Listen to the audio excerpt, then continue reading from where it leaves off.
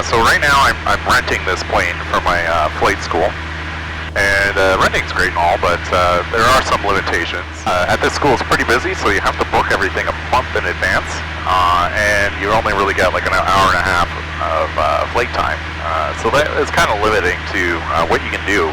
And I've been renting only for like about a month or two since I got my license, and I'm already kind of finding it quite limiting because I can only really go into the practice area and do stuff. I can't really, decide, oh, it's a nice day and go jump to like Lake Simcoe or Aurelia or somewhere further. Yeah, so I'm looking into the idea of owning a plane. Yeah, pretty expensive. A lot of these planes are over $100,000 for not anything new. And I'm in the process of doing a pre-buy on a 150, kind of small for my, shape. Yeah, so it's a bit small, but the price is right, and maybe it could work. Maybe I could sell it for block time and so on, but I'm not going to rush into anything because, I'm between jobs right now, so it'd be kind of silly buying an aircraft unemployed. Not a very good decision.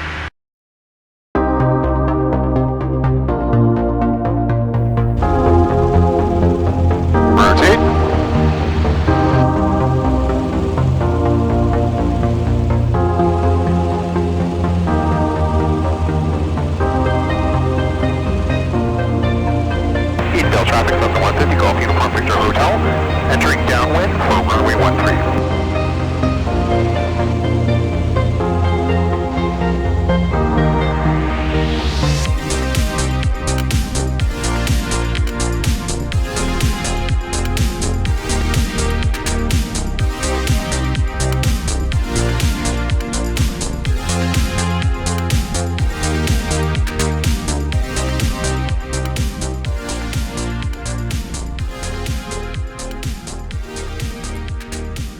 Okay, something a little different. We're in the hangar today because I didn't talk enough about the plane or really anything during my last flight.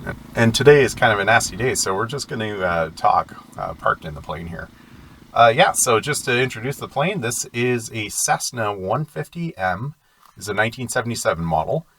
And it is the second plane I was looking at. So the first one was a little more expensive. I had a little less time on it and less time on the engine, but I did a pre-buy on that, and it turned out to be not the greatest aircraft. And I kind of promised myself that I would stop looking at aircraft after that one because I was between jobs at the time, and I was already off work for about 6 months or 5 months or whatever. Yeah, I just decided to take a break from working. Of course, it's not the greatest idea to start one of the most expensive hobbies while you get rid of your income, but I went full force and finished up my PPL while being unemployed, which was a lot of fun. And then I got sick and tired of renting and the limitations with that. I kind of got the idea in my head of buying a plane. Also, a really bad idea if you're unemployed, and I tried to talk myself out to it, but I didn't do a good enough job because now I ended up with this aircraft, Golf Uniform Victor Hotel. At first, I passed on it. On paper, it seemed like not the greatest plane, like high time, like 11,000 hours on it, and the engine also has a lot of time on it. It's like 2,600 hours. But, I decided to say, you know what, I'm going to go look at this plane. And lucky that I did, because when I called the person who's listing the plane, it was being annualed. So I had the opportunity to go and look at the plane while it was apart, take lots of photos, and show that to my mechanic. When I showed my mechanic, he was actually very impressed with the aircraft. I took pictures of the logbooks, the inside of the wings, all the panels, the inspection panels were off, the cowling was off, and things were looking pretty impressive. And also the price was pretty good. So I said, you know what, to hell with it. Let's do the annual on it. And the people who owned this plane previously was a 4-person partnership. And by looking at the logbooks and everything, they were very good at maintaining this aircraft. And the original owners was a very popular flight school in the Toronto area. And they meticulously maintained this aircraft too, which is really cool. So we do the pre-buy. Airframe is great. Everything's great. The engine, although it's high time, has 4 brand new cylinders.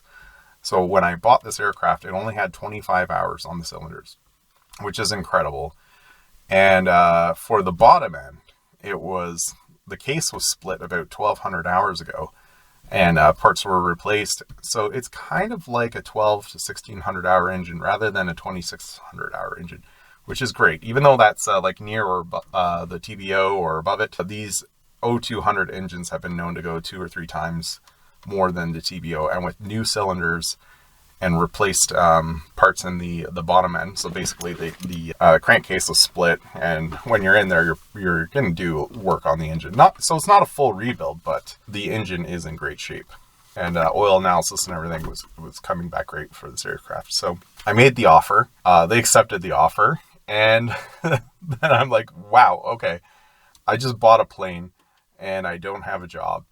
This is exciting and scary. But the funniest things happen. So in the process of getting this aircraft, a company reached out to me and wanted me to hire me for contract work. I do software development, cloud infrastructure, all that stuff. And so I'm like, oh, okay.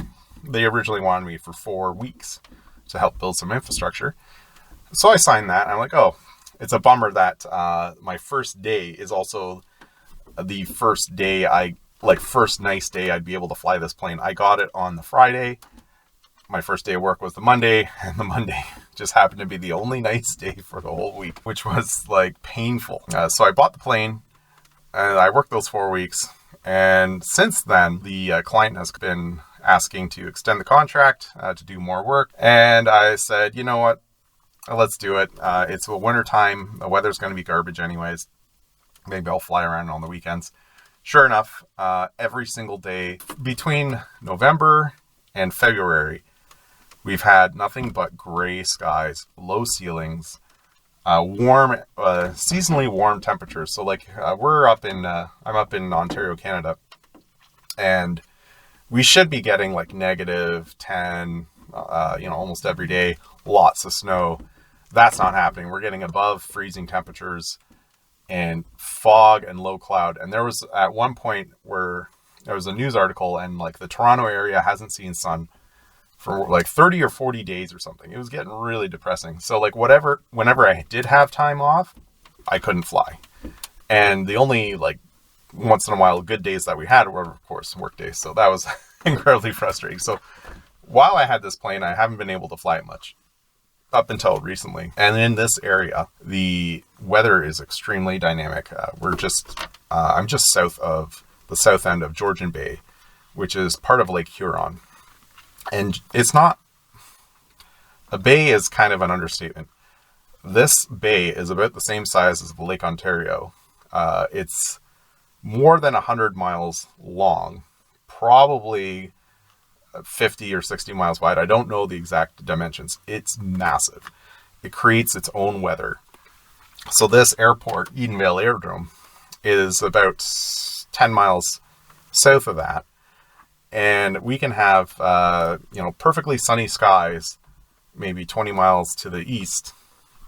And we come over here and low ceilings, dynamic weather, high winds. It's crazy here. So flying here has been a challenge. Also learning the aircraft. It's a little different than the 172s that I've been flying, especially when it comes to carb ice. My previous video where I've rejected the takeoffs, and I wasn't really used to the aircraft, but that definitely was carb ice. And I've learned since how to deal with that, and I've talked to other 150 pilots, and a lot of them in these high humidity, low temperature conditions will run the carb heat all the way just before takeoff and just do like full static, melt off the carburetor and then turn off the carb heat and then start your roll. That usually solves that problem. So knowing that has let me fly a little bit more. But again, the weather here has been so dynamic that it's been really hard to go to other airports. So on the days that I do fly, I wouldn't call it high quality flying. It's more like just circuits. And, I try to fly this plane at least once a week. Or at least start the engine. And even if it's a crappy day out, if I come up here and it's okay to do circuits, I'll do circuits even though I'm getting bored of them. So Yeah, it's been tough to fly. This plane is fun. It's great. But of course, again, it's also a 150, so it does have its limitations. Like, I love taking up passengers. I'm a heavy guy. I'm 245 pounds. The 150 has a maximum takeoff weight of 1,600, and this thing weighs 1,136 empty. So do the math. My passengers are going to have to be pretty tiny, or I'm going to have to lose some weight. I do miss taking up passengers. The speed I don't mind. It's why rush. I want to be up in the air and fly. Headwinds, though, are a different story. It kind of sucks when you're coming back from some place and you want to get home and, you're probably grounding less than 60 knots. Turbulence, it hits a little different in this plane. I didn't mind it when I was doing my flight training in the 172. But for some reason, it's a little more intense with this plane. I guess because it's lighter. Not as fun. And of course, the cockpit is cramped. And I only have one radio, which is quite annoying, especially in this area where there are a lot of frequency changes. So we have the traffic for Edenvale. Then right next to this airport is Collingwood Airport, has its own frequency. We got the en route frequency. Lake Simcoe is not that far away. And then just south of this area, 5 or 10 miles south, we have two different common frequency areas. So CFA1 and CFA2. So not being able to monitor two stations where there's a lot of frequency changes in a very short, small area is a bit worrisome. It causes a little stress for me because I don't know if the people who are about to transition into the en route frequency are on the en route frequency or they're on CFA or the CTAFs in the area. But I'd love a second radio or a radio that can monitor two stations. So I'm looking into that. Other things, yeah, this plane's great. It's a lot of fun to fly. What I noticed the first is like how different it glides from a 172. I feel like the 172 could glide forever. This thing, when I pull the throttle, it sinks. Maybe I'm too heavy for it, but it does not glide as well. I've only noticed this on approaches in the circuit.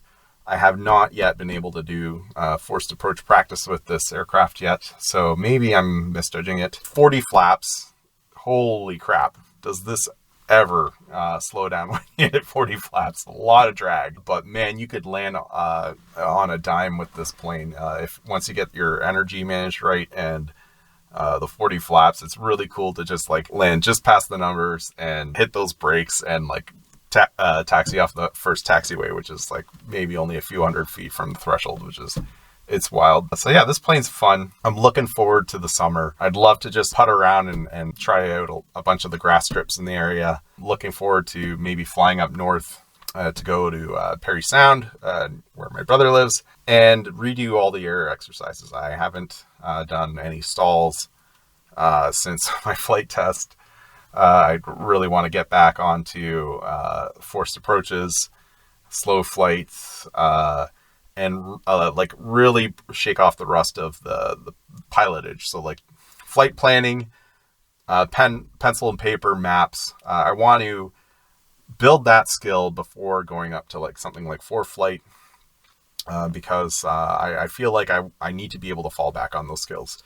I work with computers. I write software. I don't trust computers. You shouldn't either. Make sure you have that skill nice and sharp. And I want to graduate to the electronic stuff. So we'll see how that goes.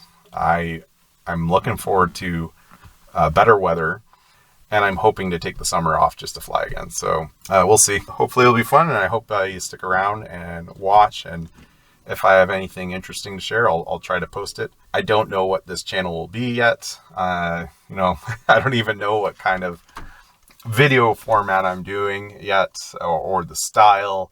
None of that has been established. I haven't been able to really post anything interesting. Like it's all just been circuits and that like one little debrief that we had about the carb ice. Again, this channel, I'm not really trying to make this a channel or a thing. This is just me going through my own growth after getting my PPL and sharing as I do it. If people find that entertaining, so be it. That's awesome. I hope to see you around, and I hope to post stuff that you'll find interesting. So thank you for joining.